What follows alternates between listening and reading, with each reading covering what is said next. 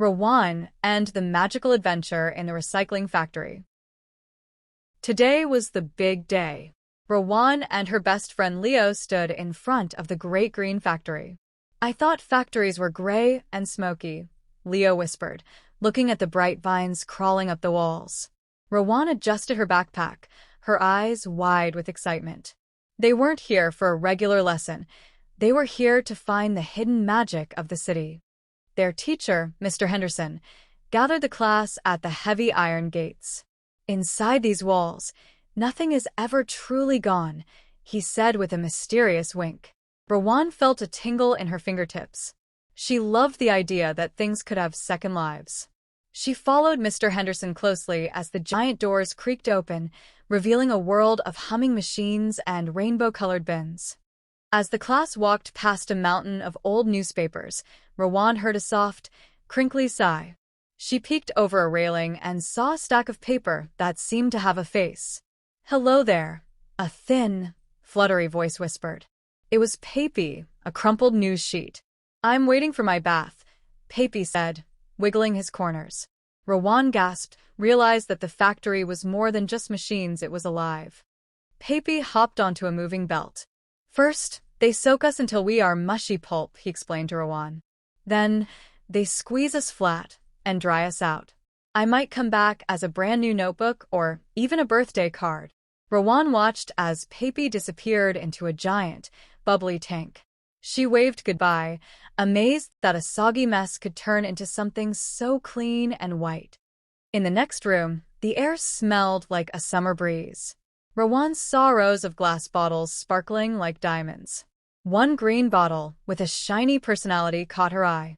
"I'm Glint," the bottle chimed, its voice sounding like a tiny bell.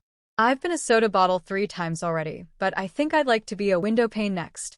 I want to see the sunset every single day." Glint explained the heat of the furnace to Rawan. "It gets very hot, like a dragon's breath," Glint said, "but that's how we melt and change shapes. It's like a fiery spa day."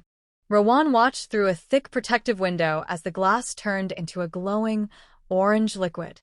She realized that change wasn't scary. It was just the beginning of a new adventure. Further down the hall, Rawan met a cheerful plastic jug named Plasty. Plasty was covered in bright labels.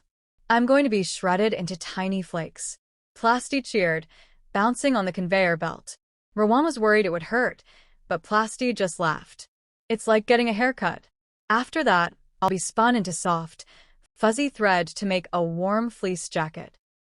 Leo joined Rawan as they watched a machine turn plastic flakes into tiny, colorful pellets.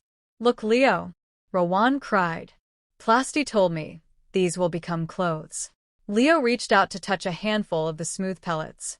Plasty, now in a dozen tiny pieces, seemed to wink at them from the bin. The magic of recycling was everywhere they looked. In the quietest corner of the factory, Rawan found a stack of old tablets and wires. A small, square screen flickered to life. "I'm Bolt," said a rusty-voiced old tablet. "I have gold and silver inside me, you know. Humans call it e-waste, but I call it my treasure." Rawan reached out to touch Bolt's cold screen, feeling the hum of the electricity still waiting to be used again. Mr. Henderson walked over and pointed to a tray where tiny pieces of metal were being sorted. "Bolt is right," he told the class. "We harvest these treasures so we don't have to dig more holes in the earth." Bolt's screen glowed brightly with pride.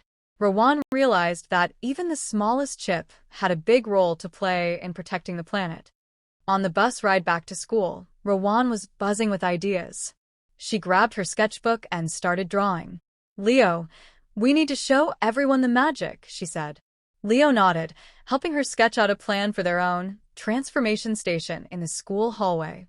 They weren't just students anymore. They were protectors of the Earth's treasures. A week later, Mr. Henderson stood before the school assembly. He called Rawan to the stage and handed her a bright green badge. For her hard work and vision, Rawan is now our official recycling leader. The whole school cheered. Rawan looked at her badge, then at the recycling bins she had decorated.